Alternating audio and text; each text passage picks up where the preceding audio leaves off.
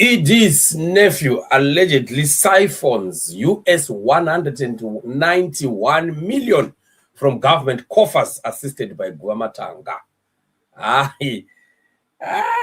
Unoziva kuti panombosvika imwe time yekuti mopesa mati no maybe zvecorruption hatichatombotaura nezvazvo totongosiya totombotaura haido dzimwe nyaya because vakomana is the order of the day.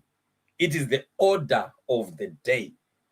Saka at this rate varume ava kana vachikwatsura mari at this rate yekuti almost every day kunenge kuchibuda mafigures anotyisa.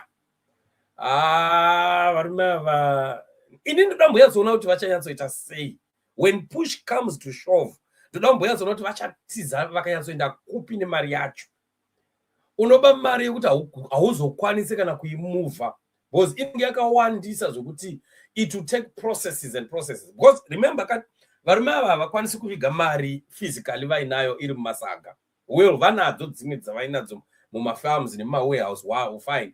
But most of the money obviously havangakwanisi kuichengetera muZimbabwe because they are afraid kuti kana zvinhu zvikaita pidigo, right, havazokwanisi kuaccessa mari dzavo kutiza nadzo. So pane dzimwe mari dzavakaisa kune mamwe masystems dzimwe nyika. Kune dzimwe nyika dzavari kutenderwa kuti vabhenke mari idzodzo and so on and so forth, right? But still ichasvika a certain time manje yekuti vanenge vakuzomhanya. And unoziva kuti when you lose power, some people that could be favoring you today mangwana vanogona kuwanikwa vasingata kufavor because vanenge vava in relations with the new people. Vanenge vava in relations. I'm telling you, zvese zvamunonzwa zviya zvinosvika zvichagona namabharula zviya zvokuti zanu mabhururu edu chero vakazodii chero vanongoramba vari mabhururu edu. Inyaya yekuti zanu yacho iri mupower. Vakaswera valuza power avava munonzwa language yanambarula yachinja. Vakutotaura kutoti we stand with the current administration in Zimbabwe. Zvakanakisa because pane a lot to lose if they would want to continue supporting people vanhu vadona. Tarisai muone what happened in Botswana right now.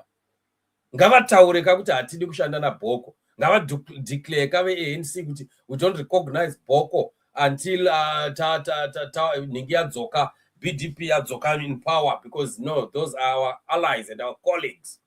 They will say that during the time that the guys will be in power. Such issues now where monies will have been siphoned and then kept somewhere and so on and so forth. Yes, you might think that you enjoy it, but time change. Even kuna Belarus kwachona ikoko. Kuna ma-dictators tozisawo Belarus.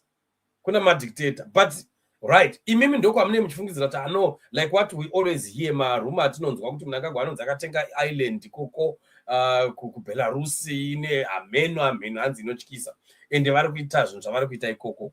Right. Belarus yacho ndoko amuri kufunga kuti muchatiza nevana nanaakudhi akuma unogara ikoko. But that government will not remain there forever. Ichagona kudona at one point. Ichagona kukundwa at one point. Collapse at one point. And we are a totally different face or faces. Vaniva vanogona kusada kuita ala yenyu. Vanogona kusada kusupporta what could have been supported by the people that have gone. And it becomes a problem. You now need to run away from that place or from that country. Komari dzimwe dzamune makaisa kumwe kwese ukuku kune dzimwe nyika. Who could be friendly to you today? But mangwana manje vakafuma vakadona kunyika idzodzo kwane imwe government vanongofreeza ma-assets nemari dzenyu dzese dziri imomo. So it's very, very risky. Tinonzwa kuti vana dzamba rafuta unonzi vakatenga dzimba kuna Australia and so on and so forth. Yeah, manje kuna Australia kwakanaka. Because kwakanakira kuti the moment they become wanted manje, wanted, vakunzi these people macriminal ari kudikama kuZimbabwe. Ndo pavanolozira property dzodzo. Vana akudhi akutonzwa kuti vakatenga dzimba kuna Australia ikoko. But ndo nyika dzinonetsa manje dzedza. Because kana vachifunga kuti vanogona kunomugara muya easily. Vakomana ngavaige kutambira ikoko. Ngavatambire kuna Belarus uko. Ngavatambire kuna Russia maybe. Yeah, maybe. Even vana China vacho vanofungidzira kuti all weather friends ava. Vanovadhampa last minute kana vakomana vakadona. I'm telling you. So tichazoona kunakidza kwazvichaita kumberi kwatiri kuendawo. After zvinhu zvapiriguka, zvinhu zvachinja, and varume ava vanenge vakunyatsoona kuti life is not as easy as ABC. Saka with all these monies dzavari kuba varume ava vachifungidzira kuti no hapana zvinouya, hakuna chinouya and so on, haumana hazvina kuchipa. It's not as easy as that. So this is a report from Hopo Chinono says that this is an official support letter from the Zimbabwe Ministry of Finance dated 24 March 2025, addressed by the Managing Director of EcoBank Zimbabwe. It is signed by George Guvamatanga, who is Permanent Secretary for Finance and the heart of corruption engine under Mnangagwa's corrupt regime. The letter confirms that the Ministry of Finance has recorded a legacy debt of US 191,578,835 million owed by Valley Seeds Private Limited, which is run by Trababla's nephew, Temba Ngatazo. EcoBank Zimbabwe has agreed to discount up to US 20 million of this amount under a 12-month term loan facility. The ministry guaranteed the repayment and undertook to reduce the legacy debt by US 5 million monthly through Valley Seeds account. In the event of any payment delays, EcoBank is authorized to directly debit up to 5 million from the Ministry of Finance account held at the bank. These are public funds that are being used to pay a debt owned by a private company. This letter places a public guarantee on a private company's debt, committing government resources, that is public funds, to back a commercial loan facility for Valley Seeds. This is highly controversial in public finance terms because it is tied to state funds to a private company without clear public accountability, which is an undeniable act of corruption and cronyism, especially considering the large figures involved in the government's economic struggles. This also raises serious concerns about transparency, as there is no explanation at all of how Valley Seeds was selected, what public benefit the deal serves. All we know is that it is run by Edith's nephew, and that it was used to loot public funds during Command Agriculture days. This is an act of cronyism and state capture, particularly because the company has political ties. The structure put in place by Guvamatanga bypasses parliament oversight and violates public finance principles by committing future government revenues to a public debt servicing at a rate of 5 million per month. In a country facing a catastrophic healthcare crisis, underpaid civil servants, and failing infrastructure, such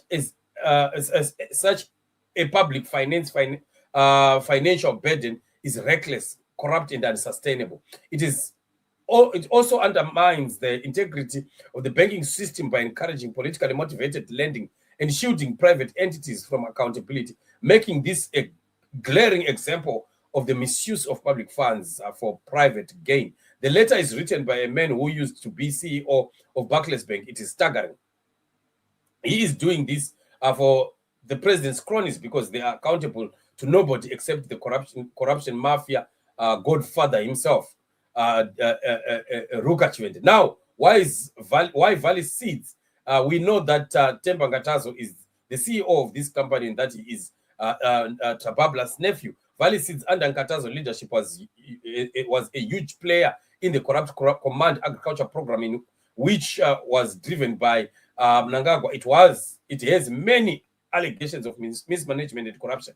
Billions were looted through it. Former Finance Minister Tunabit highlighted that companies like Valley Seeds invoiced the government without providing proof of seed delivery.